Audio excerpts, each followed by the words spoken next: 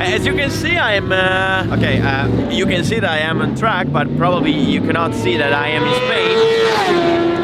Well, actually now I'm in Cartagena, very popular circuit here in Spain, because I would say because this year, like the pro riders, I'll be doing for the first time in my life winter testing. And you know, this is because next year I'm gonna race at a much higher level, so I need to work a lot during this winter to improve as much as I can in order to be competitive.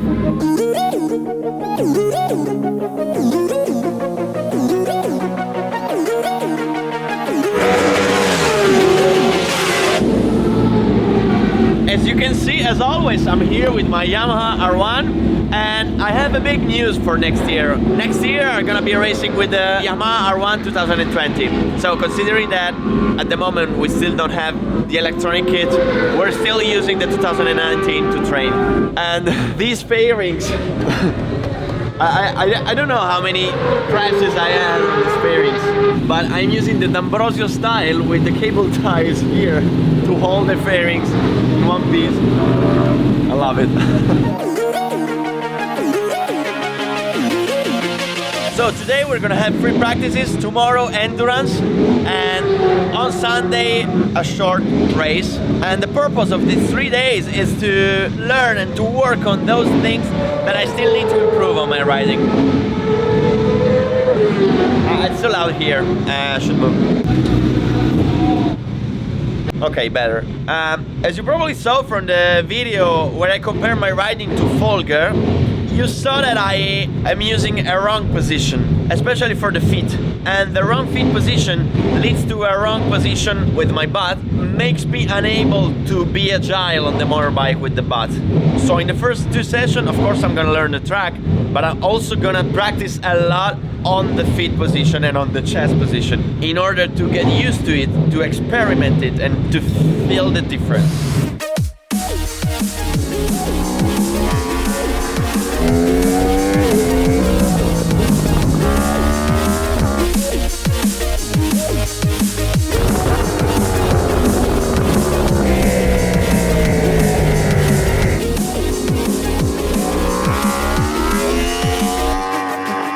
Oh my god, this track is incredible. It's really tricky, it's really hard because you are never straight, you're always cornering, even between corners, even in acceleration. So it's pretty hard to find the reference points for braking, for cornering, for apexes.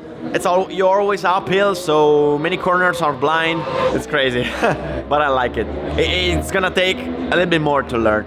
By the way, now I'm here looking at the video because I've put a camera below the rear of my bike to film my feet, and I'm trying to figure out what I'm doing wrong. Because the thing is, if you look at my boots, they are brand new.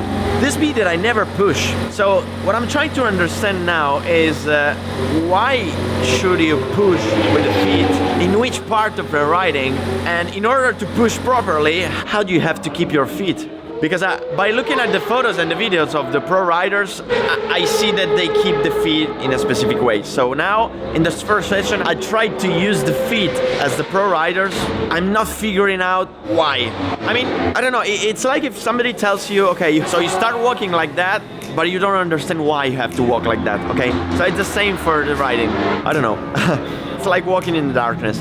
I don't know what to do.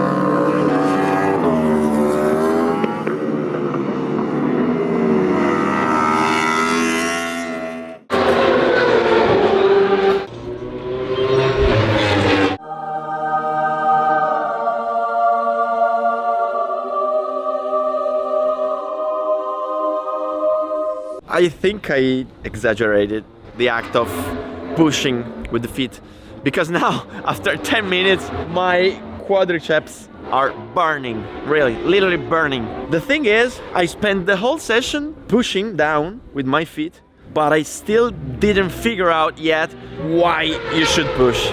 I mean, there is one part of the riding where I figured it out, which is when you exit the corner, I felt that if you push down with your feet, you automatically lift your butt from the saddle, and this leads you to move forward. So by pushing down during accelerations, it feels like you use your body to contrast the wheeling, and it helps you keeping the bike down, and it also helps you not to do like I was doing in Cremona, where I, boom, moved back to the saddle like an elephant, making the bike wheelie and all those stupid things. So I figured out this, but for all the other parts of the riding, I still didn't figure out why you're supposed to push with your feet. By the way, this track, exactly like Cadwell Park, is one of the most difficult tracks that I have ever tried. It's so technical, so hard, so difficult to find the references. It really takes more than 2 sessions to learn it, really. So let's go back in and try to learn.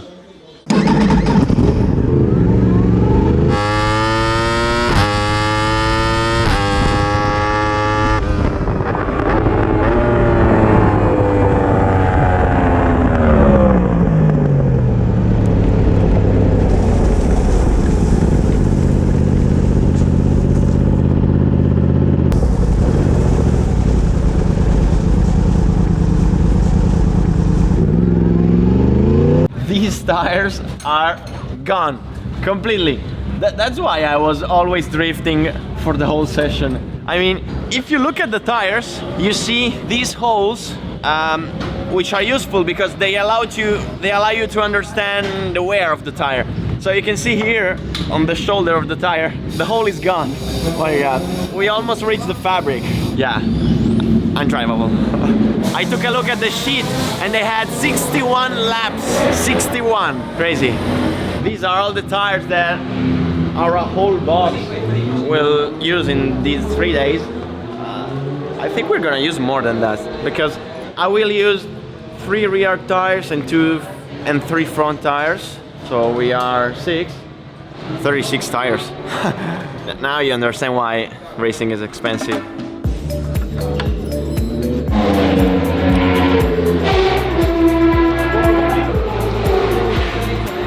I'll teach you something. These, in Italian we call them parastrappi, in English I don't know. These tiny things made of rubber are very important because they go there, and when you accelerate and the torque is transferred from the sprocket to the wheel, you don't have metal against metal, but you have these rubber things put between the sprocket and the wheel. And this is meant to avoid either cracking the sprocket or the wheel, you know. We're talking about a very strong torque when you accelerate. You have 200 horsepower and the forces are very high. So you need something to absorb these forces. Oh my god, it's so hard for me to explain things in English when you go so technical, so I'm doing my best. I hope you understood. If you didn't, write in the comment and I'll try to explain in a different way.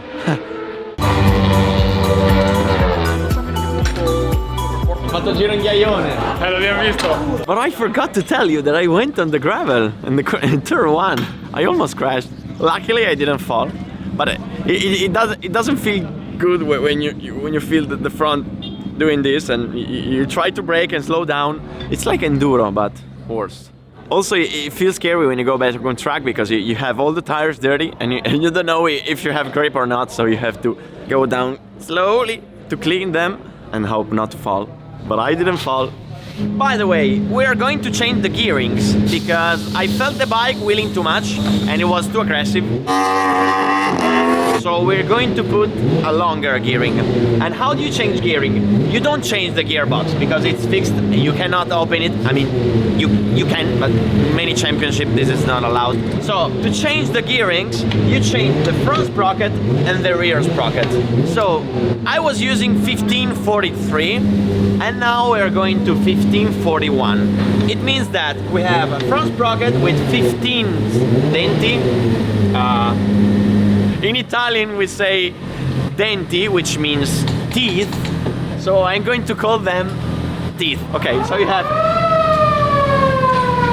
15 teeth in the front and 41 in the rear. If you know how to say it in English, please write below. So basically, by changing how many teeth you have in the sprockets, you change the gearing. A smaller front sprocket means shorter gears. A smaller rear sprocket means longer gears. It's the opposite. And another important thing to notice is that if you change the sprocket, you also change the length of the bike. So by going from 43 to 41, we will have a longer bike, which reduces the wheeling.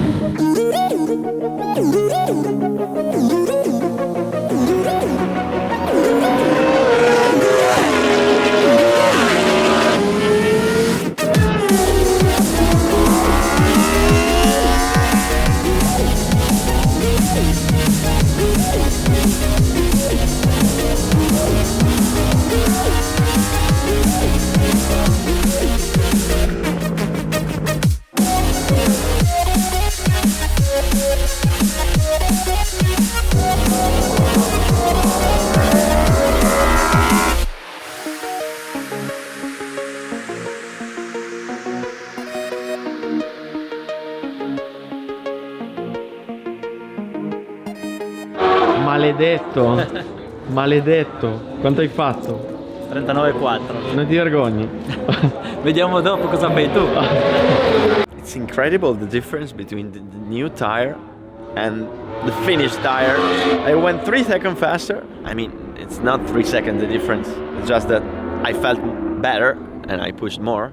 But by the way, I did 1.40.9. The best lap time is 1:36 from a World Championship rider. Terziani did 1:37. Palladino 1:39. Maledetto. By the way, I'm starting to understand the track and I'm starting to like it.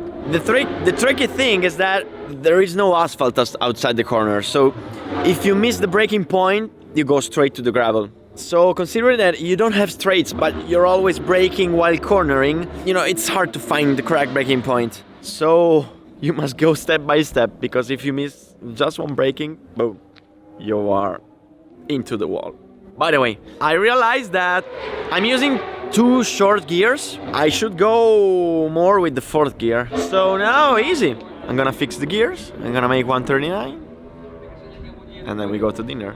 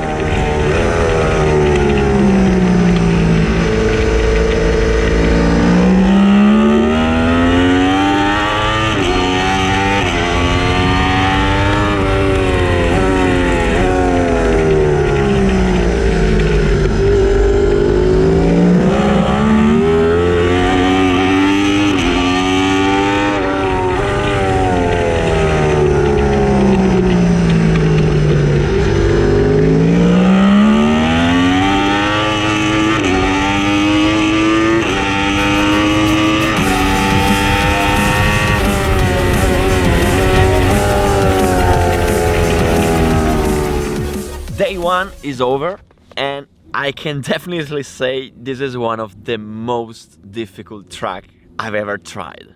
I would compare this track to Cadwell Park. You go up, down, fast corners, narrow track, you brake while cornering.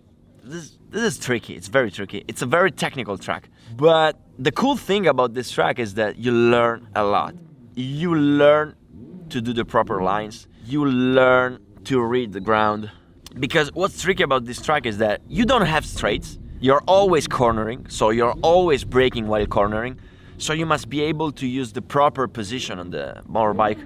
You must be good at having a good interpretation to interpret properly the lines. Because here lines are fundamental. I'm pretty sure that I'm losing, I think, 2 seconds just for the lines in many corners. It's tricky because you have to learn how to brake while cornering. It's tricky because you don't have runways. You don't have asphalt outside the corners, so you're not allowed to make mistakes like, for example, in Mugello, Misano, or those tracks. So this is difficult, but you learn a lot. So I kindly suggest to anybody who wants to learn how to ride properly to come to these tracks because you learn so much. So we didn't see the 139 after this first day. We did 1.40.1 and I am 3.9 seconds from the fastest, which is a pro rider from Spain here. So I can say I'm satisfied for this first day. Tomorrow we're gonna have the endurance. On Sunday we're gonna have the race, and you'll see everything in the next videos. And I hope to go back home with 1:38. Bye bye.